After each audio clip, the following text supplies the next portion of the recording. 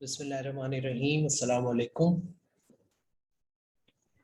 Last lecture में हमने polymorphism को, ओवरराइडिंग को, ओवरलोडिंग को, इन कॉन्सेप्ट्स को डिस्कस किया था।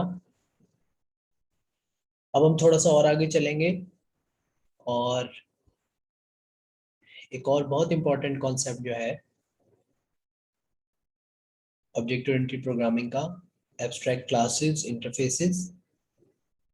ये फीचर है और जो एब्स्ट्रैक्शन है वो इससे कैसे हासिल होती है इसको देखेंगे। So let's start.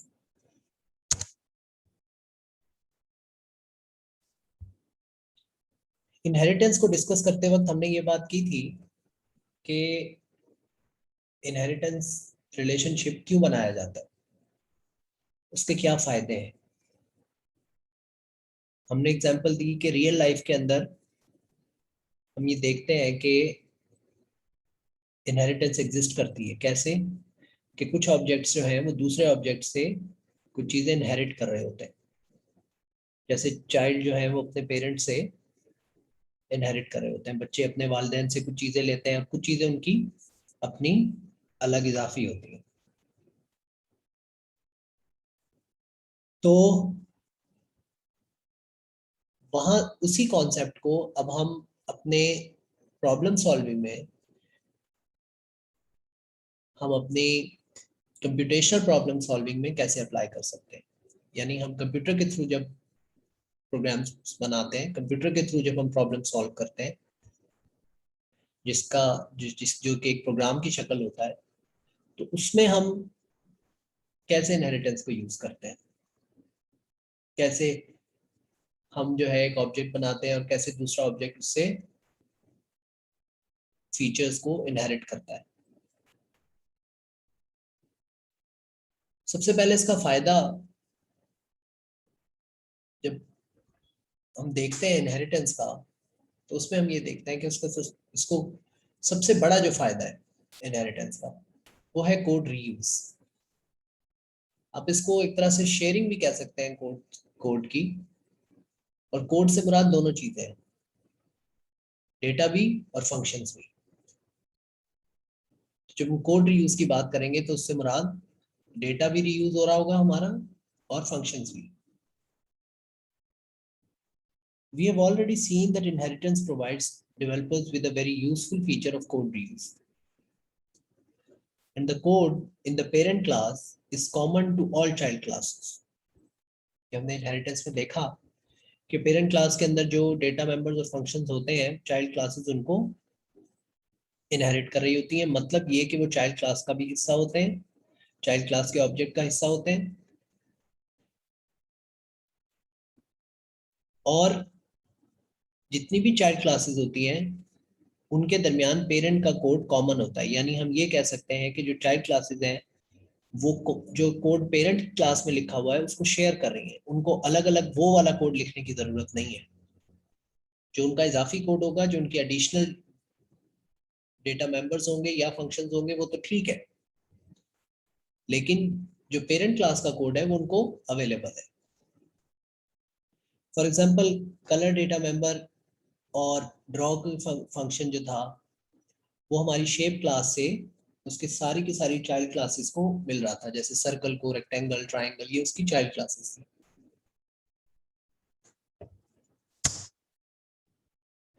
अब इस बात को जहन में रखते हुए कि इनहेरिटेंस का सबसे बड़ा फायदा कोड रीयूज है,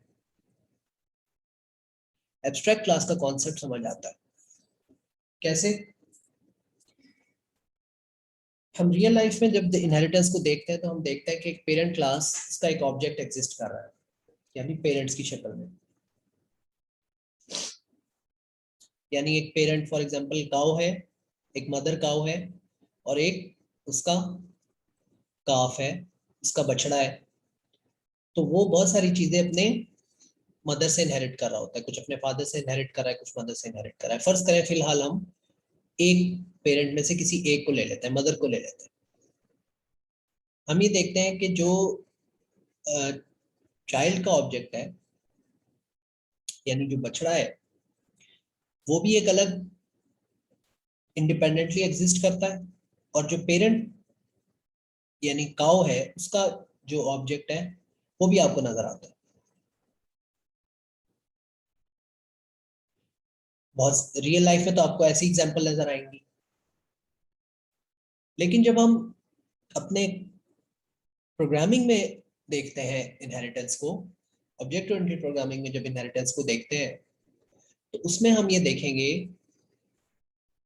कि कुछ, फिर वही वाली बात अगर उसको ध्यान में रखें कि कोड रीयूज वाला बेसिक फायदा है इनहेरिटेंस का, तो उसमें कुछ ऐसी पेरेंट क्लासेस भी आपको नजर आएंगी जिनका मकसद सिर्फ और सिर्फ ये होगा कि वो जो चाइल्ड क्लासेस में कॉमन कोड है वो चाइल्ड क्लासेस में अलग अलग रखने के बजाय हम वो पेरेंट क्लास में रखें। इसके अलावा उनका कोई भी मकसद नहीं होता। उनका ये मकसद हरगिज नहीं होता कि वो उनका अलग से भी ऑब्जेक्ट बनाया जाए। ऐसे केसेस आपको ऑब्जेक्ट ओरिएंटेड प्रोग्रामिंग में, ऑब्जेक्ट ओरिएंटेड एनालिसिस और डिजाइन जब आप सिस्टम्स का करेंगे तो आपको मिलेंगी, ऐसी बहुत सारी एग्जांपल्स मिलेंगी। लेकिन याद रखें, हर पेरेंट क्लास का ये मकसद नहीं होता कि सिर्फ और सिर्फ यही मकसद हो और उसका ऑब्जेक्ट ना बन सकता हो। अभी तक जो भी क्लासेस हम बनाते आए हैं, जिन उनका हम ऑब्जेक्ट बनाते आए हैं, फॉर एग्जांपल हमने बैंक अकाउंट की क्लास बनाई, हमने उसको किया बैंक अकाउंट का ऑब्जेक्ट बना लिया is equal to new bank account करके। हमने इवन शेप का भी ऑब्जेक्ट अभी बनाया है। हमने इसके अलावा एड्रेस का ऑब्जेक्ट बनाया, एम्प्लॉय का ऑब्जेक्ट बनाया। तो हम क्लास बनाते रहे हैं और क्लास का ऑब्जेक्ट बना के फिर उसके कोड को यूज करते रहे, उसके फंक्शंस कॉल, उसकी प्रॉपर्टीज वगैरह ये। तो ऐसी क्लासेस जिनका ऑब्जेक्ट बन जाता है वो क्या कहते हैं, अपना कॉन्क्रीट क्लासेस कहलाती है। तो ये सिंपल क्लासेस होंगी जो किसी का पेरेंट नहीं है। अच्छा, अब अगर पेरेंट क्लास भी है तो पेरेंट क्लास भी आपको ऐसी मिलेंगी जो कि जिनका ऑब्जेक्ट बन सकता है। अभी तक हमने यही कुछ देखा है। Although the parent class provides common code that is inherited by child classes, यानी पेरेंट क्लास के बनाने से ये फायदा जरूर होता है कि जो क्लासेस भी उसको इनहेरिट करेंगी उनके अंदर वो कोड जो पेरेंट में लिखा हुआ है वो उनको अवेलेबल होगा। लेकिन पेरेंट क्लास को अलहदा से कोई उसको ना भी इनहेरिट करे तब भी पेरेंट क्लास की अपनी यूटिलिटी भी होती है, उसका अपना फायदा भी होता है कि हम उसका ऑब्जेक्ट बना के उसके फंक्शन वगैरह कॉल कर सकते हैं। हम खाली एम्प्लॉय ऑब्जेक्ट बनाए, लाइन ऑब्जेक्ट, और उसको हम यूज करें उसके फंक्शन वगैरह। तो ऐसी क्लासेस जहां हम उनका ऑब्जेक्ट बना सकते हैं वो हमारी कॉन्क्रीट क्लासेस कहलाती हैं। तो अभी तक जो हमने इस कोर्स के अंदर क्लासेस पढ़ी हैं वो कॉन्क्रीट क्लासेस थी सारी। लेकिन ऐसे सिनेरियोज भी हैं जहां पर पेरेंट क्लास का मकसद सिर्फ और सिर्फ इनहेरिटेंस होता है और अगर आप उसका ऑब्जेक्ट बनाने लगते हैं तो ये इलॉजिकल सी बात हो जाती है। ऐसी सर्कमस्टांसिस में उनकी किसी चाइल्ड क्लास का ऑब्जेक्ट बनाना ही लॉजिकल होता है। तो फिर पेरेंट क्लास का मकसद क्या रह जाएगा, सिर्फ और सिर्फ यही मकसद रह जाएगा कि वो कॉमन कोड प्रोवाइड करे।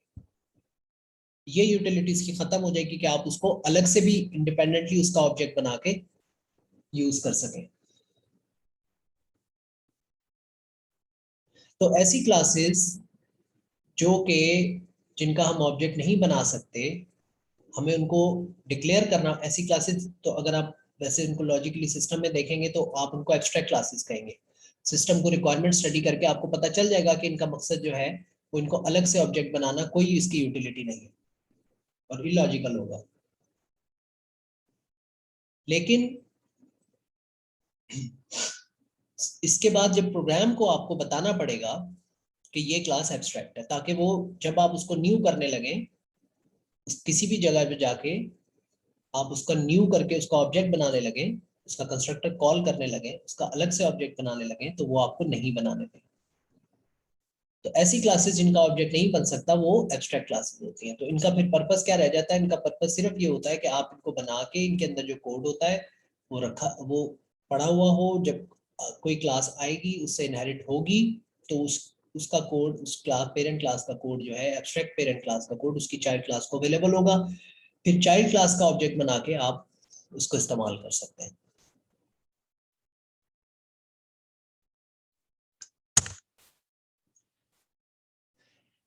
ऐसे कौन से केसेस होते हैं जहां पे पेरेंट क्लास का ऑब्जेक्ट बनाना इलॉजिकल होता है? मिसाल के तौर पे हमारी शेप क्लास हियरार्की में कोई भी शेप, अगर आप फर्ज करें कि आपके सामने एक पेपर है, उस पे आप किसी बच्चे को कहते हैं कि कोई शेप ड्रॉ करे, तो वो आपसे पूछेगा कि कौन सी शेप ड्रॉ करनी है। ठीक है। आ, अब या तो आप उसे बताएं कि रेक्टेंगल ड्रॉ करो या सर्कल ड्रॉ करो या ट्राइंगल। तो इसका मतलब है कि जो उसने एक्चुअल काम किया, जो ड्रॉ करके उसने, आपने कहा दो शेप्स ड्रॉ करो, उसने दो सर्कल ड्रॉ कर दिया, दो रेक्टेंगल ड्रॉ कर दिया, एक रेक्टेंगल और एक ट्राइंगल ड्रॉ कर दिया। तो अब उसको, उसने जो असल में बेसिकली वो जो ऑब्जेक्ट बनाया है ना उसने, वो ऑब्जेक्ट उसने चाइल्ड क्लास का बनाया। एक सिनेरियो ये हो सकता है, आप उसे कहते हैं कि कोई भी शेप ड्रॉ कर दो, तो वो अपनी मर्जी की कोई भी शेप ड्रॉ कर दे, लेकिन वो जो अपनी मर्जी की शेप ड्रॉ करेगा, वो भी इनमें से ही कोई शेप होगी। हो सकता है कोई इरेगुलर शेप भी हो, तो वो इरेगुलर शेप जो है वो भी शेप ही होती है, वो भी उसकी चाइल्ड क्लास में ही आएगी। तो ये जो है क्या कहते हैं अपना, इसका मतलब क्या हुआ कि जब आप ऐसे केसेस जिनमें आप देखते हैं कि जो उसका ऑब्जेक्ट बनना है ना, वो लॉजिकल उसकी किसी चाइल्ड क्लास का ऑब्जेक्ट बनना ही हो सकता है। यानी आप कोई भी शेप उठा के देख लें, अभी फर्ज करें हम इरेगुलर शेप्स की बात नहीं कर रहे, मतलब जो एक साइड से रेक्टेंगल है एक साइड से ट्राइंगल है, ऐसा नहीं। हम परफेक्ट जो शेप्स हैं उनकी बात कर रहे हैं, इरेगुलर शेप्स की अगर बात ना करें फर्ज करें, तो जो रेगुलर शेप्स हैं, कोई भी आपको ऑब्जेक्ट नजर आएगा, वो या तो रेक्टेंगल होगा या सर्कल होगा या ट्राइंगल होगा या स्क्वायर होगा। ठीक है। या 3D शेप्स में आपके पास सिलेंडर होगा, क्यूब होगी, क्यूबॉइड होगा, इस तरह की कोई चीज होगी। खाली ये कह देना कि ये शेप है, ये इलॉजिकल है। इसी तरह ये भी इलॉजिकल है जब उसका ऑब्जेक्ट ही एग्जिस्ट नहीं कर सकता, इलॉजिकल है उसका अलग से ऑब्जेक्ट एग्जिस्ट करना। तो खाली ये कहना कि जी एक इसके ऊपर कोई फंक्शन अप्लाई कर दो, कोई मिसाल के तौर पे उसको ड्रॉ कर दो या उसको फिल कर दो या उसका एरिया कैलकुलेट कर लो, ये भी इलॉजिकल है। तो लॉजिकल क्या है? To make object of any of the child classes of the shape. तो इस केस में फिर शेप को हमें क्या करना चाहिए? हमें शेप क्लास को एब्स्ट्रैक्ट क्लास बना देना चाहिए, ताकि अब कोई यू ना कर सके कि shape S is equal to new shape करके उसका ऑब्जेक्ट ना बना सके। इसी तरह फॉर एग्जांपल, आप एक क्लास हायरार्की ले लें कार की, कार को पेरेंट के तौर पे लें और उसके दो चाइल्ड आप लें, दो चाइल्ड क्लासेस लें, एक न्यू कार और एक यूज कार। अब आप किसी शोरूम पे चले जाएं, आपको वहां पे जो भी कार खड़ी नजर आएगी, या तो वो न्यू कार होगी या वो यूज कार होगी। इन्हीं दोनों में से किसी, कोई जो ऑब्जेक्ट नजर आएगा आपको, वो या तो न्यू कार का ऑब्जेक्ट होगा या यूज कार का ऑब्जेक्ट होगा। खाली कार फिर क्या होगी? इसी तरह सड़क पे चलती कोई गाड़ी आपको नजर आएगी, तो या तो वो न्यू होगी या यूज्ड होगी। खाली कार कह देना कि क्या कहते हैं अपना, ये ना ये न्यू कार है ना यूज्ड कार है, खाली कार है ये, ऐसा नहीं हो सकता। वो बात ठीक है, वो रिलेशनशिप अपनी जगह कायम है कि हम कहेंगे new car is a car and old car is a car. लेकिन जो ऑब्जेक्ट नजर आ रहे हैं ना आपको, वो क्या कहते हैं अपना, वो चाइल्ड क्लासेस के ऑब्जेक्ट्स हैं।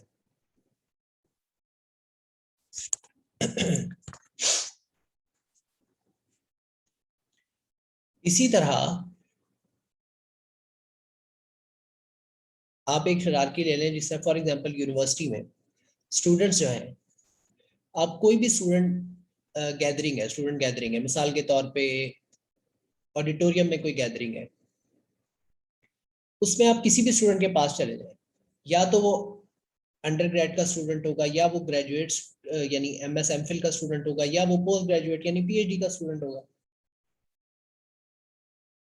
ये कह देना कि ये स्टूडेंट है, अंडर ग्रेड का भी नहीं है, ग्रेजुएट भी नहीं है, MS MPhil का भी नहीं है और PhD का भी नहीं है, हम कहीं नहीं, ये खाली स्टूडेंट है। तो ये बात इलॉजिकल लगती है। तो therefore it doesn't make sense to create an object of general class student। वो किसी स्पेसिफिक टाइप का ऑब्जेक्ट हो सकता है उसके किसी चाइल्ड का। आपको पता है कि पेरेंट क्लास जनरल होती है और चाइल्ड स्पेसिफिक होती है। अब यहाँ पे एक चीज आती है कि ये हो सकता है कि आपके जहन में ये इस वक्त ये सवाल आए या ये कॉन्सेप्ट आए कि ऐसे तो हर पेरेंट क्लास फिर एब्स्ट्रैक्ट क्लास होगी। ठीक है, लेकिन ऐसा नहीं होता, ये बात गलत है। हर पेरेंट क्लास एब्स्ट्रैक्ट क्लास नहीं होती। बहुत सारी पेरेंट क्लासेस जो है वो कॉन्क्रीट भी होती है। मिसाल के तौर पे ये कि हमारे पास जो है वो कोई एक क्लास बनी हुई है, लाइक एक ऐसी क्लास बनी हुई है, यूटिलिटी क्लास बनी हुई है, जिसका क्या काम है कि जो आपके स्ट्रिंग क्लास है, चलें बिल्ट इन क्लास कोई कर लेते हैं, स्ट्रिंग क्लास है। अब स्ट्रिंग क्लास जो है हमारी, वो उस पूरी की पूरी एक क्लास बनी हुई है और उसके अंदर फंक्शंस वगैरह उसके बने हुए हैं, अभी तक वो इस्तेमाल हो रही है। फॉर एग्जांपल आप उसका ऑब्जेक्ट बना के और उसके अंदर आप उसको उसके ये यूटिलिटी फंक्शंस जो होते हैं, लाइक आप उसको कन्वर्ट करना चाहें लोअर केस में, अपर केस में, उसके अंदर से कोई सब स्ट्रिंग उठाना चाहें, उसको स्प्लिट करना चाहें, ये वाले सारे जो स्ट्रिंग के फंक्शन होते हैं। अब आप ये देखते हैं कि कोई एक ऐसा काम है जो कि क्या कहते हैं अपना, आप स्ट्रिंग के हर ऑब्जेक्ट से लेना चाहते हैं या कुछ ऑब्जेक्ट से लेना चाहते हैं, लेकिन वो स्ट्रिंग क्लास के अंदर नहीं है।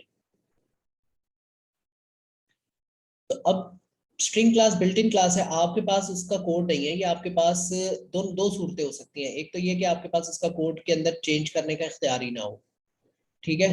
दूसरी बात ये हो सकती है कि आपके पास चेंज करने का इख्तियार तो है, कंट्रोल है आपके पास चेंज करने का, सोर्स कोड अवेलेबल है, लेकिन उसको चेंज करना जो है वो आप नहीं चाहते किसी वजह से, कि पहले जो जो उसको इस्तेमाल कर रही हैं वो उतनी ही चीजें सिर्फ इस्तेमाल कर सके जो कि क्या कहते हैं अपना उसके अंदर है। या फिर आप टू लोअर जो है ना, आप कोई चीज ऐड करने के बजाय आप कोई पहले से टू लोअर की जो लॉजिक है वो कुछ स्ट्रिंग में आप अपनी टू लोअर की लॉजिक लिखना चाहते हैं, यानी लोअर केस में कन्वर्ट करने की।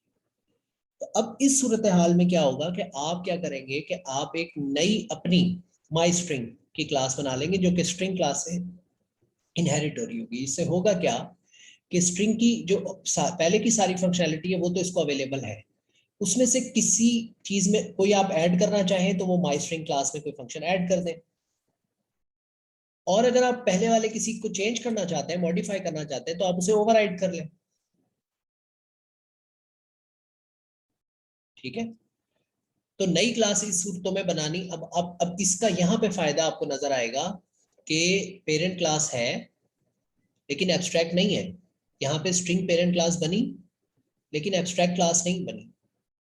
तो ये कह देना कि इस एग्जाम जो मैंने अभी एग्जांपल्स शेप और ये ग्रेजुएट और अंडर ग्रेजुएट स्टूडेंट हायरार्की की दी है, इससे ये कॉन्सेप्ट अगर जहन में आता है कि इस तरह हर पेरेंट क्लास एब्स्ट्रैक्ट होती है, तो ऐसा नहीं होता। बहुत बहुत सारी एग्जांपल्स आपको ऐसी मिलेंगी जहां पे आपकी पेरेंट क्लास भी एक फुल फ्लैश क्लास होती है और वो उसका ऑब्जेक्ट बन के इस्तेमाल किया जा सकता है।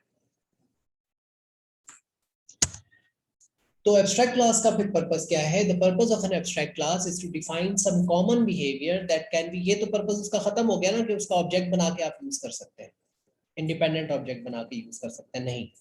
ये तो ये एब्स्ट्रैक्ट क्लास का ऑब्जेक्ट तो बन नहीं सकता। फिर क्या पर्पस रह गया? फिर पर्पस ये रह गया कि to define some common behaviour that can be inherited by multiple sub classes. उसकी चाइल्ड क्लासेस जो हैं वो उसको इनहेरिट करें, जो उसके अंदर लिखा हुआ है, जो भी पेरेंट का बिहेवियर है वो तो कॉमन ही होता है ना towards this child classes, without implementing the entire class. अब ये जो कॉन्सेप्ट है कि आप ये एक तो पर्पस ये हो गया कि कॉमन बिहेवियर प्रोवाइड करना। फिर एक चीज और है, वो है कि आप पूरी की पूरी क्लास में कुछ ऐसे आपके फंक्शंस या कुछ ऐसी बिहेवियर्स हो जो कि अनइम्प्लीमेंटेड हो। इसको हम अभी आगे चल के देखते हैं। एब्स्ट्रैक्ट क्लास को एब्स्ट्रैक्ट इसलिए कहते हैं क्योंकि वो कंप्लीट नहीं होती, ठीक है। एक तो इसलिए भी कि उसका ऑब्जेक्ट नहीं बन सकता, दूसरा ये कि वो इनकम्प्लीट भी होती है। इनकम्प्लीट कैसे? कि it needs another class to complete it and और इट्स फंक्शनैलिटी, यानी उसको इस्तेमाल करने के लिए आपको उसकी चाइल्ड क्लासेस चाहिए, और अगर वो इनकम्प्लीट है तो उसको कंप्लीट करने के लिए भी चाइल्ड क्लासेस चाहिए। एक तो उसको इस्तेमाल करने के लिए भी, फिर उसे कंप्लीट करने के लिए भी। अब ये कंप्लीट करने से क्या मुराद है, ये अभी हम थोड़ी देर में देखते हैं। तो इसका पर्पस ये रह जाता है कि you need to extend the abstract class, यानी आप जो पेरेंट क्लास बनाएंगे उसको एब्स्ट्रैक्ट बना देंगे, या जो ऐसी पेरेंट क्लास एब्स्ट्रैक्ट बनी हुई है उससे उसका पर्पस फिर क्या होगा कि आप अपनी क्लासेस बनाएं, चाइल्ड क्लासेस जो कि उसकी इसको इनहेरिट कर रही हैं। जब भी आप किसी क्लास को एब्स्ट्रैक्ट क्लास बनाना चाहें तो ये चीजें जहन में रखें कि you want the class should never be instantiated, उसका कभी भी अलग से ऑब्जेक्ट नहीं बन सकता। इंस्टेंशिएटेड का मतलब है इंस्टेंस क्रिएट करना, इंस्टेंस मतलब ऑब्जेक्ट, उसको कभी भी यानी आप न्यू करके उसका ऑब्जेक्ट नहीं बना सकते। You want the class to be inherited, आप इसका पर्पस ऑब्जेक्ट बना के यूज करना नहीं, बल्कि इसका पर्पस सिर्फ और सिर्फ इनहेरिटेंस रह जाता है। The class is not complete and inheriting classes must complete it's definition. ये वाला पॉइंट क्या है इनकम्प्लीट की जो हम बार बार बात कर रहे हैं, ये हम देखते हैं। देखिए एब्स्ट्रैक्ट क्लास में होता क्या है, जो आम हमारी कॉन्क्रीट क्लास है उसके मुकाबले में अभी तक जो हम पहले क्लासेस पढ़ते हैं, फॉर एग्जांपल आप एम्प्लॉय वाली क्लास को अपने ध्यान में रख लें, या एड्रेस वाली क्लास को अपने ध्यान में रख लें, या बैंक अकाउंट वाली क्लास को, तो उसके अंदर क्या वो कॉन्क्रीट क्लासेस थी। तो एब्स्ट्रैक्ट क्लास में कॉन्क्रीट क्लास वाला क्या क्या कुछ हो सकता है और इसके अलावा इजाफी क्या हो सकता है। एक तो ये कि एब्स्ट्रैक्ट क्लास में डेटा मेंबर्स हो सकते हैं, जैसे कि आपकी कॉन्क्रीट क्लासेस में होते थे। एब्स्ट्रैक्ट क्लास में आपके नॉर्मल मेथड्स हो सकते हैं, जैसे जिनको हम कॉन्क्रीट मेथड्स कहते हैं।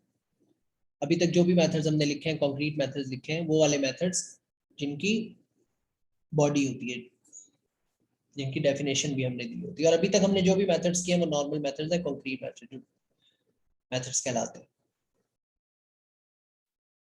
तो एब्स्ट्रैक्ट क्लास में कॉन्क्रीट क्लासेस की तरह डेटा मेंबर्स भी हो सकते हैं, और कॉन्क्रीट क्लासेस की तरह ही कॉन्क्रीट मेथड्स भी हो सकते हैं जो नॉर्मल मेथड्स होते हैं। लेकिन इसमें इजाफी एब्स्ट्रैक्ट मेथड्स भी होते हैं, जिनको सी प्लस प्लस में प्योर वर्चुअल मेथड्स कहा जाता था। सी प्लस प्लस की टर्मिनोलॉजी में एब्स्ट्रैक्ट मेथड्स को ही प्योर वर्चुअल मेथड्स कहा जाता था। जावा में उनको एब्स्ट्रैक्ट मेथड्स ही कहते थे। तो एब्स्ट्रैक्ट क्लास में एब्स्ट्रैक्ट मेथड्स भी हो सकते हैं, ये इसका यूनिक फीचर है एब्स्ट्रैक्ट क्लास का। कॉन्क्रीट क्लास में एब्स्ट्रैक्ट मेथड नहीं हो सकते। एब्स्ट्रैक्ट मेथड होता क्या है? Abstract method is a method that is declared with the abstract modifier. उसके साथ आपको बताना पड़ता है, जैसे आप लिखते थे सिंपल पब्लिक, उसकी एक्सेस स्पेसिफायर पब्लिक प्राइवेट जो भी है, उसके बाद आप उसकी रिटर्न टाइप लिखते थे, उसके बाद फंक्शन का नाम लिखते थे और उसकी लिस्ट ऑफ आर्ग्यूमेंट्स देते थे, उसके पैरामीटर्स की लिस्ट। अब यहाँ पे आपको रिटर्न टाइप से पहले आपको क्या करना पड़ेगा, एब्स्ट्रैक्ट का कीवर्ड भी लगाना पड़ेगा, जिससे वो पता चलेगा कंपाइलर को कि ये मेथड एब्स्ट्रैक्ट है। अब वो एब्स्ट्रैक्ट जो है उसके साथ इजाफी चीज क्या होगी कि आप अब उसको, जो आप उसकी बॉडी बनाते थे ना, जो करली ब्रेसेस में आप उसकी बॉडी लिखते थे, यानी हमने मेथड लिखा for example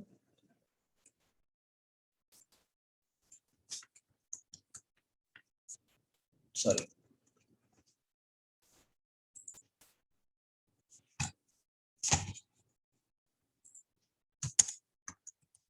public void for example draw, और पैरामीटर्स इसके हम अगर कोई देना चाहते हैं अगर है तो ठीक है, और फिर आके हम इसकी ये बॉडी बनाते थे, और इस बॉडी के अंदर आके हम कुछ स्टेटमेंट जो है वो लिखते थे। ठीक हो गया, ये था हमारा नॉर्मल कॉन्क्रीट मेथड। अब एब्स्ट्रैक्ट मेथड इसके मुकाबले में कैसा होगा? एक तो ये कि उसकी पूरी की पूरी ये बॉडी खत्म हो जाएगी, इसकी बॉडी होगी नहीं। दूसरी बात, उसके अंदर रिटर्न टाइप से पहले आप क्या करेंगे, एब्स्ट्रैक्ट का कीवर्ड लगाएंगे, रिटर्न टाइप आ जाएगी, फिर उसका नाम आ जाएगा, अगर इधर पैरामीटर्स हैं फॉर एग्जांपल मैं लिख देता हूँ फिलहाल वैसे, और क्या कहते हैं अपना, उसके बाद सेमीकोलन। यानी ये सिर्फ हमने डिक्लेयर कर दिया, इसको डिफाइन नहीं किया। डिफाइन करने का मतलब क्या है कि ये सेमीकोलन हटा के इसकी बॉडी, तो ये हम काम नहीं करेंगे, बाकी सब कुछ एब्स्ट्रैक्ट क्लास में है।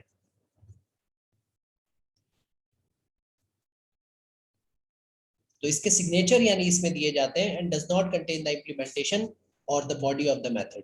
एब्स्ट्रैक्ट क्लास में ये बॉडी नहीं होती, ये एब्स्ट्रैक्ट मेथड है, सॉरी एब्स्ट्रैक्ट मेथड की बॉडी नहीं होती। Abstract method should be terminated with a semicolon, जबकि जो कंक्रीट मेथड होता है उसमें सेमीकोलन नहीं आता, बल्कि वो ब्रैकेट से पता चलता है उसकी डेफिनेशन। एब्स्ट्रैक्ट मेथड के एंड में सेमीकोलन आता है। अब ये तो पेरेंट यानी एब्स्ट्रैक्ट क्लास में हमने ये एब्स्ट्रैक्ट मेथड बना दिया। अब चाइल्ड क्लासेस में इसका क्या काम है? तो जैसे हमने ओवरराइडिंग पढ़ी थी, हमने शेप में ड्रॉ का फंक्शन बनाया था, शेप में प्रिंट का फंक्शन बनाया था, उसको मैंने सर्कल में ओवरराइड किया था। अगर मैं ओवरराइड नहीं करता तो फिर वो शेप वाला ही कॉल हो जाता है। अगर मैंने सर्कल का ऑब्जेक्ट बनाया, सर्कल में प्रिंट का मेथड नहीं है, शेप में है, तो शेप वाला कॉल हो जाएगा। फॉर एग्जांपल एक मेथड है प्रिंट का, वो शेप में है, सर्कल में नहीं है। अब मैं सर्कल का ऑब्जेक्ट बनाता हूँ और सी डॉट प्रिंट करता हूँ, सर्कल डॉट प्रिंट करता हूँ, तो क्या होगा? सर्कल का प्रिंट का शेप क्लास का प्रिंट का फंक्शन कॉल होगा, यानी कि जो, क्योंकि सर्कल में तो है ही नहीं। ये तो नॉर्मल मेथड थे।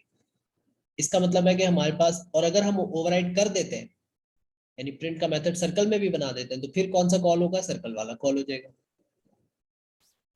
तो यानी जो नॉर्मल मेथड्स होते हैं, हमारे पास चॉइस होती है कि हम उनको चाइल्ड में ओवरराइड करना चाहें तो कर लें, ना करना चाहें तो ना करें। क्यों? क्योंकि उससे कोई मसला नहीं होता। अगर हम ओवरराइड नहीं करते तो पेरेंट वाले की डेफिनेशन चल पड़ती है, यानी पेरेंट वाला कॉल हो जाता है।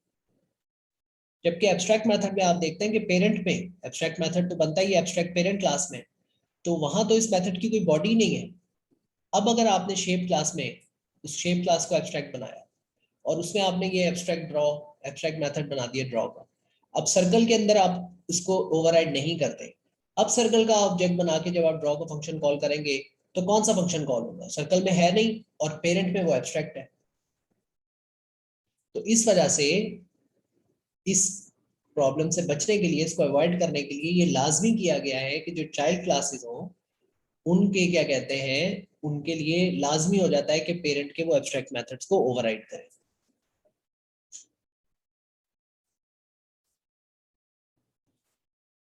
वरना वरना ये होता है कि अब एक तो, वरना तो वो आपको कंपाइलर एरर देता रहेगा। ठीक है। दूसरा तरीका ये है कि फिर आप चाइल्ड को भी एब्स्ट्रैक्ट बना दें। यानी आपने फॉर एग्जांपल, अब ये व्हीकल हियरार्की में आपको नजर आएगी कि एक क्लास है, एब्स्ट्रैक्ट क्लास है व्हीकल, उसका चाइल्ड है कार, वो भी एब्स्ट्रैक्ट है। उसका चाइल्ड है, कार का चाइल्ड है न्यू कार, वो कॉन्क्रीट है। अब देखेंगे न्यू कार का पेरेंट है कार और कार का पेरेंट है व्हीकल, तो न्यू कार से ऊपर उसका पेरेंट और ग्रैंड पेरेंट दोनों एब्स्ट्रैक्ट है। तो पहली कौन सी कॉन्क्रीट आई है? न्यू कार आई है। तो न्यू कार में फिर क्या कहते हैं, अपना ओवरराइड करना लाजमी होगा। यानी जो हिरार्की के अंदर जो है वो, जो जो आपकी कॉन्क्रीट क्लास है, उस कॉन्क्रीट क्लास को एब्स्ट्रैक्ट मेथड्स की इम्प्लीमेंटेशन देनी पड़ती है, यानी उनको ओवरराइड करना लाजमी होता है। जिस जिस क्लास में आप ओवरराइड नहीं करेंगे, उस क्लास को एब्स्ट्रैक्ट बनाना लाजमी हो जाएगा। उसकी वजह आपको बता दिया कि अदरवाइज कॉल करने में ये एक आपके पास ये एनॉमली आ जाएगी कि जब कॉल करेंगे तो कौन सा कॉल होगा। एक बात, दूसरी बात ये है कि ये भी देखें कि जो एब्स्ट्रैक्ट मेथड है वो सिर्फ और सिर्फ एब्स्ट्रैक्ट क्लास में ही हो सकता है। कॉन्क्रीट क्लास में क्यों नहीं हो सकता एब्स्ट्रैक्ट मेथड? क्योंकि कॉन्क्रीट क्लास का ऑब्जेक्ट बन जाता है। अब अगर ऑब्जेक्ट बना के आप उसका, जब अपना ऑब्जेक्ट बन सकता है, तो कोई उसका ऑब्जेक्ट बना के उसका ये ड्रॉ का फंक्शन कॉल कर ले, ड्रॉ का फंक्शन तो एब्स्ट्रैक्ट है, तो फिर क्या कॉल होगा? इसलिए कॉन्क्रीट क्लास जो है उसमें एब्स्ट्रैक्ट मेथड नहीं हो सकता। एब्स्ट्रैक्ट मेथड हमेशा एब्स्ट्रैक्ट क्लास में ही होगा। लेकिन इसका वाइस वर्सा ट्रू नहीं है। यानी एब्स्ट्रैक्ट क्लास में सिर्फ एब्स्ट्रैक्ट मेथड नहीं होते, कॉन्क्रीट मेथड भी हो सकते हैं, एब्स्ट्रैक्ट मेथड भी हो सकते हैं। सिर्फ कॉन्क्रीट मेथड भी हो सकते हैं, यानी सब मेथड्स की डेफिनेशन हो, इम्प्लीमेंटेशन हो। और ये भी हो सकता है कि सब के सब एब्स्ट्रैक्ट हो, किसी की भी इम्प्लीमेंटेशन ना हो, और इनका कोई मिक्स भी हो सकता है, कुछ कॉन्क्रीट हो कुछ एब्स्ट्रैक्ट हो। तो ये कोई शर्त नहीं है कि एब्स्ट्रैक्ट क्लास में कम से कम एक मेथड एब्स्ट्रैक्ट क्लास भी होगा, ऐसी कोई चीज नहीं है।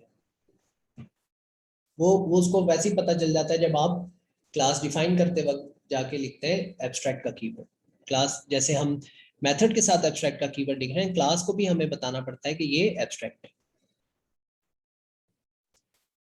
तो लेकिन मतलब बताया कि एब्स्ट्रैक्ट क्लास में एब्स्ट्रैक्ट मेथड भी हो सकते हैं, कॉन्क्रीट मेथड्स भी हो सकते हैं, और कॉन्क्रीट क्लास जो है उसमें सिर्फ और सिर्फ कॉन्क्रीट मेथड्स हो सकते हैं, एब्स्ट्रैक्ट मेथड्स नहीं हो सकते।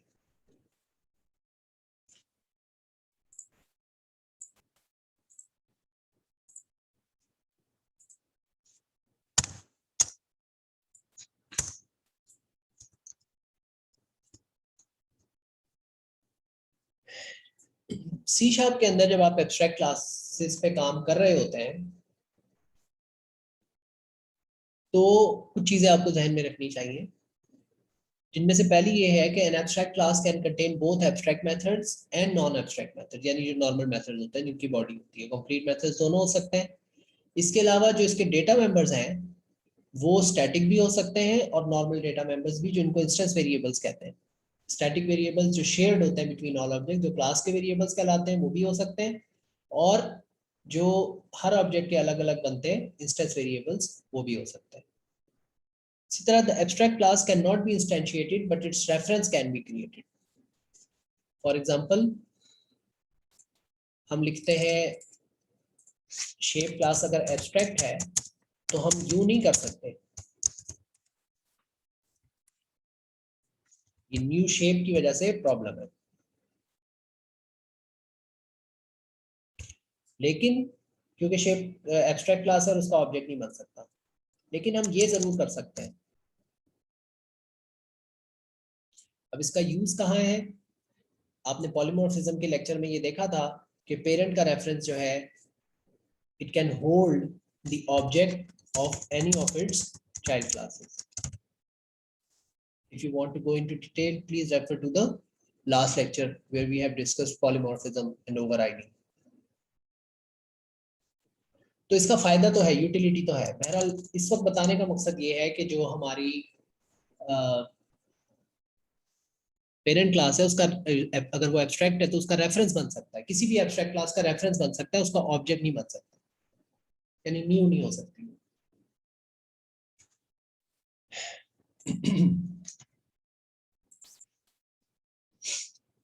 If any class contains abstract method, then it must be declared using the keyword abstract. तो फिर आपको क्लास, अगर कोई एक मेथड भी एब्स्ट्रैक्ट आप रखना चाहते हैं तो फिर आपको उस क्लास को भी एब्स्ट्रैक्ट बनाना पड़ता है। अब इन इन चीजों की वजह से एब्स्ट्रैक्ट मेथड का कॉन्सेप्ट अगर आपको समझ में आ गया, तो अब आपको जो हमने इधर पढ़ा था, अगर हम थोड़ा सा पीछे जाएं, कि the abstract class is not complete, the class is not complete and inheriting classes must complete its definition, ये वाला कॉन्सेप्ट आपको समझ आ गया होगा कि ऐसी abstract classes जिसके अंदर कोई abstract method है, इसका मतलब है कि ड्रॉ है लेकिन ड्रॉ की डेफिनेशन कंप्लीट नहीं है abstract क्लास में, तो चाइल्ड क्लासेस उसको ओवरराइड करेंगी, और ओवरराइड वो वैसे ही करती हैं जैसे आम किसी मेथड को किया जाता है, ये हम अभी आगे जाके कोड में देखेंगे, और उसकी वो डेफिनेशन यानी उसकी बॉडी बाकायदा बनाएंगी, तभी हम कहेंगे कि वो उसको डिफाइन कर रही हैं child classes.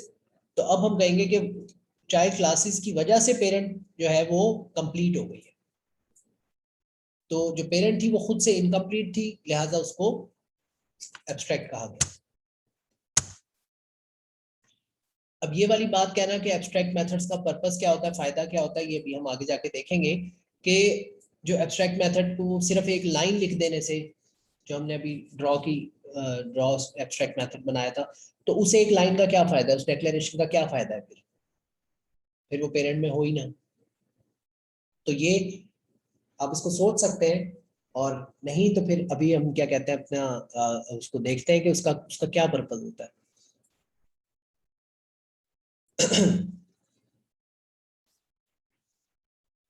A subclass of an abstract class can only be instantiated if it implements all of the abstract methods of its superclass. यानी अगर कोई चाइल्ड क्लास है वो कॉन्क्रीट तभी हो सकती है जब उसकी पेरेंट क्लास में जितने भी एब्स्ट्रैक्ट मेथड हैं वो सबको डिफाइन कर रहे हैं।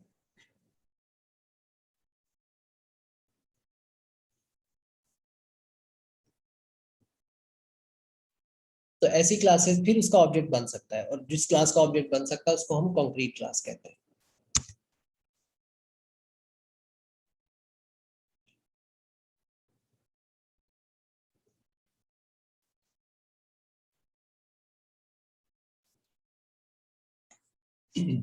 आगे चलते हैं। एब्स्ट्रैक्ट मेथड और कॉन्क्रीट मेथड में क्या डिफरेंस है? Concrete method is the normal method as we have been developing in our course. Concrete method as a definition, implementation,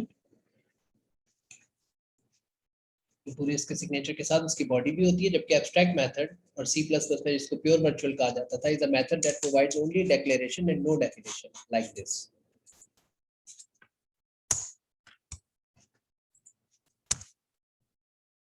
A concrete method may or may not be redefined in the child class। ये मैंने आपको भी बताया, जैसे कि draw, अगर print का function shape class में इंप्लीमेंट हुआ हुआ है और शेप एब्स्ट्रैक्ट है, तो चाइल्ड क्लासेस के लिए कंक्रीट मेथड को ओवरराइड करना लाजमी नहीं होता। लेकिन अगर हम चाहें तो कर सकते हैं, ठीक है। और वो फिर वो पेरेंट क्लास में वो वर्चुअल होगा अगर हमने उसको ओवरराइड करना है। लेकिन जो एब्स्ट्रैक्ट मेथड होता है, इट मस्ट बी ओवररिटन। अब ये चॉइस नहीं है चाइल्ड क्लास के पास कि उसको ओवरराइड ना करें। चाइल्ड क्लास है उसको लाजमी ओवरराइड करना है, वरना फिर आपको चाइल्ड क्लास को भी एब्स्ट्रैक्ट बनाना पड़ेगा। फिर उस चाइल्ड की कोई चाइल्ड हो सकती है जो कि कॉन्क्रीट हो। अभी हम ये एब्स्ट्रैक्ट मेथड्स के कॉन्सेप्ट को हिरार्की में भी देखेंगे, जहां यानी child, parent, grand parent, great grand parent, इस तरह की हिरार्की होगी। कॉन्क्रीट क्लास में सिर्फ कॉन्क्रीट मेथड्स होते हैं, जबकि एब्स्ट्रैक्ट क्लास में एब्स्ट्रैक्ट मेथड्स भी हो सकते हैं और कॉन्क्रीट मेथड्स भी हो सकते हैं। इनका कोई कॉम्बिनेशन भी हो सकता है, सिर्फ एब्स्ट्रैक्ट भी हो सकता है, सिर्फ कॉन्क्रीट भी हो सकते हैं, और इनका कोई कॉम्बिनेशन भी हो सकता है। Abstract methods are usually declared where two or more subclasses are expected to fulfill a similar role। अब ये जो हम बात यहाँ डिस्कस करने जा रहे हैं, ये वो बात है कि फिर वो जो हमने एक लाइन लिखी थी, यानी ये फिर इस तरह को जब ये एब्स्ट्रैक्ट मेथड्स हम बनाते हैं एब्स्ट्रैक्ट क्लास के अंदर, तो इनका पर्पस क्या है, इनका फायदा क्या होता है, इसकी क्या यूटिलिटी है, इससे क्या हासिल होगा। जबकि इनको चाइल्ड क्लासेस में रिडिफाइन करना लाजमी है, तो फिर तो असल तो चाइल्ड क्लासेस का फायदा हुआ, यानी उनके ड्रॉ के मेथड का फायदा हुआ, इसका क्या फायदा है। देखिए, abstract methods are usually declared where two और मोर सब क्लासेस, यानी child classes, are expected to fulfil a similar role in a different manner. अब इसमें दो चीज है, similar role and different manner. Similar role का मतलब क्या है? ड्रॉ, ड्रॉ एक रोल है। मैनर का मतलब क्या है? किस तरीके से ड्रॉ होना है। अब अगर आप पेरेंट क्लास के अंदर, शेप क्लास के अंदर ड्रॉ का मेथड बनाए, इसका मतलब ये है कि अब ये लाजमी हो गया है कि जो भी चाइल्ड क्लास होगी शेप की, उसमें ड्रॉ का मेथड लाजमी होगा। अच्छा, ये तो कॉन्क्रीट मेथड से भी होता था। अगर हम चाइल्ड क्लासेस के अंदर, अब जिस तरह एक प्रिंट का मेथड है पेरेंट क्लास में, और कॉन्क्रीट मेथड है शेप क्लास में, प्रिंट का मेथड है और कॉन्क्रीट मेथड यानी इसकी बॉडी है, तो वो भी उसके चाइल्ड क्लासेस के ऑब्जेक्ट्स को अवेलेबल होता है। हम अगर उनके अंदर ओवरराइड नहीं करते तो हम सर्कल से प्रिंट कॉल कर सकते हैं। अगर शेप का प्रिंट है, वो शेप का प्रिंट कॉल हो जाएगा, सर्कल में प्रिंट ना भी हो। तो सिमिलर रोल तो फिर इसका मतलब है सब में अवेलेबल होना ना किसी एक मेथड का, वो तो कंक्रीट मेथड्स भी चाइल्ड क्लासेस को अवेलेबल होते हैं। इसका मतलब है वो रोल वो भी प्ले कर रहे हैं जब सबको प्रिंट अवेलेबल है, सबको ड्रॉ अवेलेबल है। अगर ड्रॉ भी आपका एब्स्ट्रैक्ट नहीं है तो। लेकिन साथ आगे इसमें सिमिलर रोल ही नहीं लिखा है, डिफरेंट मैनर। अब ये असल चीज है।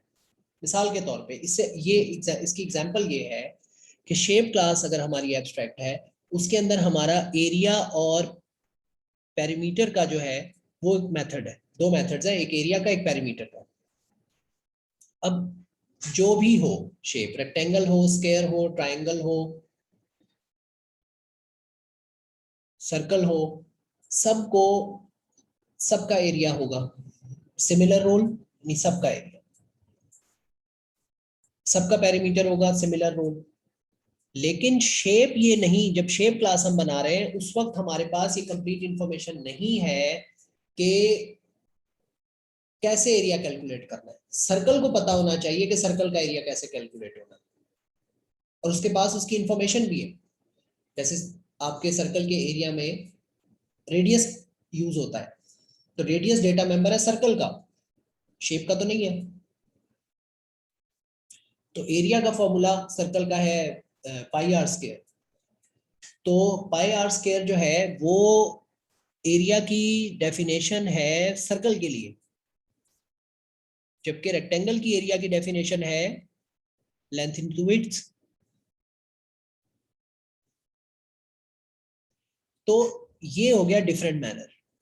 एरिया होना ये हो गया कि सिमिलर रोल, हर चाइल्ड क्लास हर शेप जो होगी वो एरिया प्रोवाइड करेगी, लेकिन किस तरीके से करना है ये पेरेंट क्लास को नहीं पता। तो पेरेंट क्लास जो है वो क्या कहते हैं अपना, उसके पास ये इंफॉर्मेशन नहीं है। इसलिए ये लाजमी करना कि हर किसी के अंदर होनी चाहिए वो फंक्शनैलिटी, लेकिन वो किस तरीके से होगी वो पेरेंट क्लास को नहीं पता था, इस वजह से पेरेंट में हमने उसको एब्स्ट्रैक्ट बना दिया। Often the subclasses are required to fulfill an interface, like the draw is an interface here, कि वो एक इंटरफेस का मतलब है जिससे आप कम्युनिकेट करते हैं, यानी कि अब जो भी बाहर से सर्कल का ऑब्जेक्ट बना है उसको पता है कि मैं किसी भी शेप का ऑब्जेक्ट बना लूं तो मैं उसका एरिया कैलकुलेट कर सकता हूं।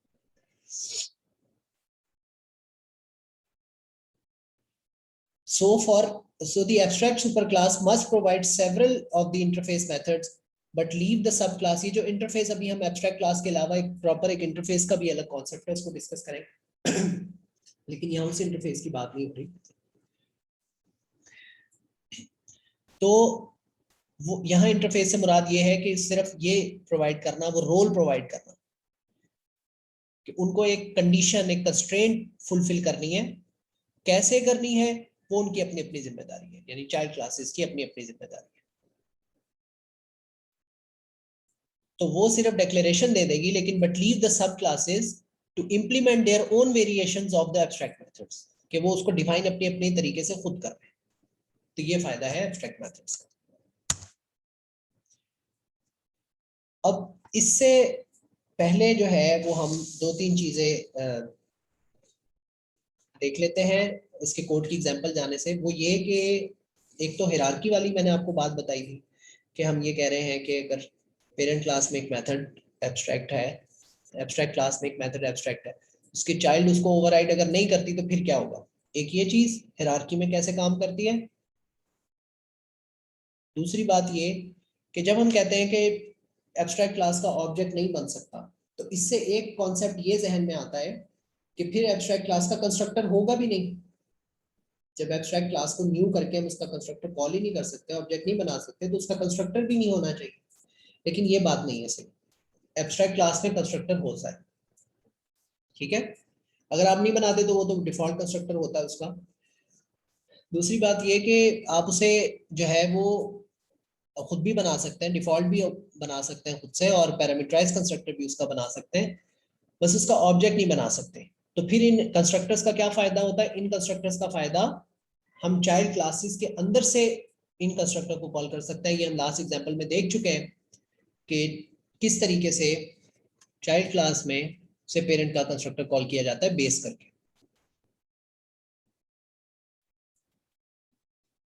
तो एक बात तो ये है कि कंस्ट्रक्टर उसके अंदर होते हैं, आप उसका अलग से ऑब्जेक्ट नहीं बना सकते। दूसरी बात, जब हम ये कहते हैं ना ऑब्जेक्ट नहीं बनता, ये मैं आपको पहले बता चुका हूँ कि जब भी हम चाइल्ड क्लास का ऑब्जेक्ट बनाते हैं उसके अंदर जो है वो पेरेंट क्लास का ऑब्जेक्ट बनता है। ये मैंने आपको बात बताई थी कि फॉर एग्जांपल आप बनाने लगे ये सर्कल का ऑब्जेक्ट, तो उसके अंदर मैंने आपको बताया था कि ये शेप का ऑब्जेक्ट बनेगा, जिसके अंदर शेप की प्रॉपर्टीज होंगी। लाइक हमने अभी शेप की प्रॉपर्टीज रखी थी, मेरा ख्याल है दो प्रॉपर्टीज, एक कलर की और एक उसकी फील्ड की प्रॉपर्टी रखी थी हमने, ठीक है। और एक हमने कहा था कि जो है वो सर्कल की अपनी उसका रेडियस था।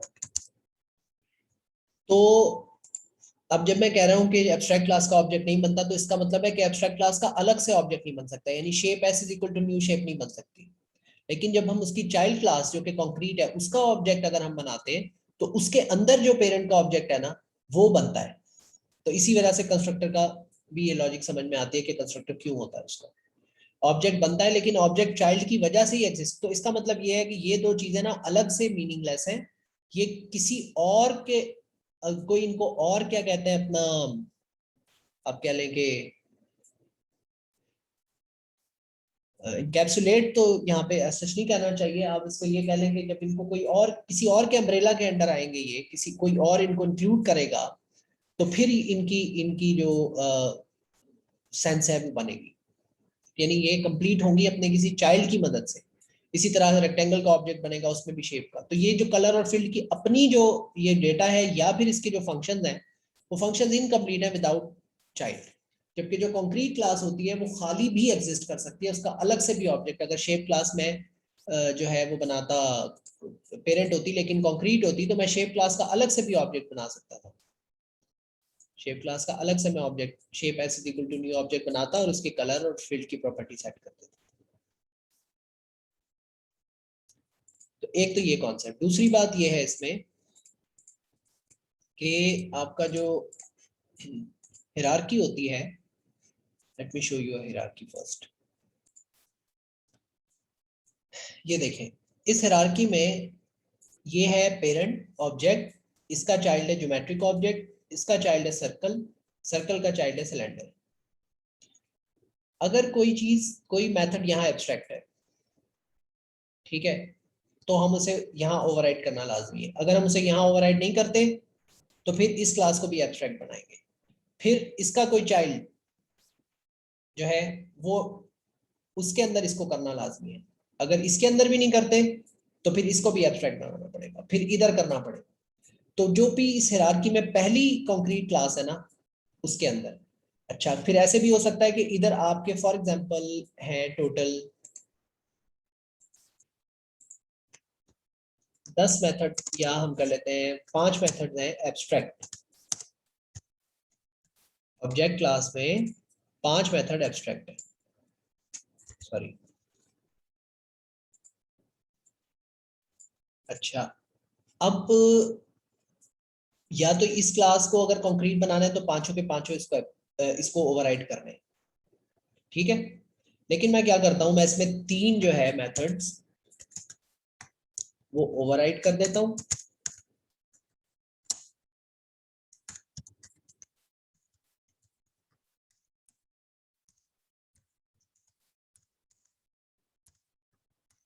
और 2 मेथड जो इसको यहां से मिल रहे थे, ये पांचों के पांचों, हमने कहा ना कि जो चाइल्ड क्लास होती है उसको पेरेंट क्लास के सारे के सारे एब्स्ट्रैक्ट मेथड्स को ओवरराइड करना लाजमी है। अच्छा, अगर पांचों को ये कर लेती तो ठीक है, इसको कंक्रीट बना सकते थे, लेकिन इसने क्या किया, 3 को कर दिया, 2 छोड़ दिए। तो अब चाहे वो 2 छोड़े या 1 छोड़ा है, तो इस क्लास का ऑब्जेक्ट नहीं बन सकता।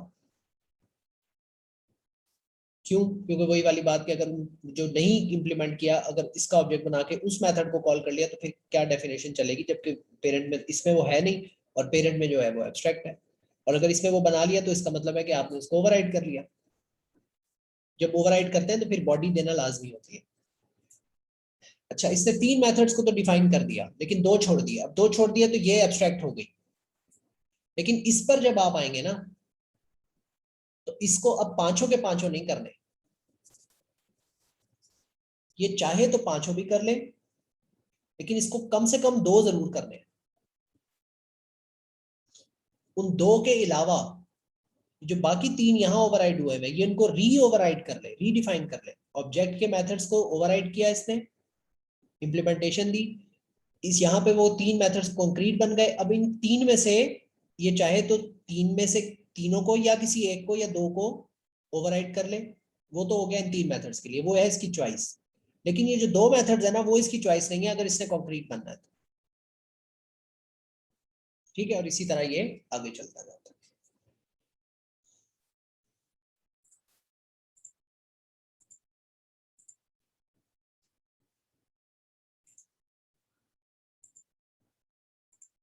तो वापस आते हैं।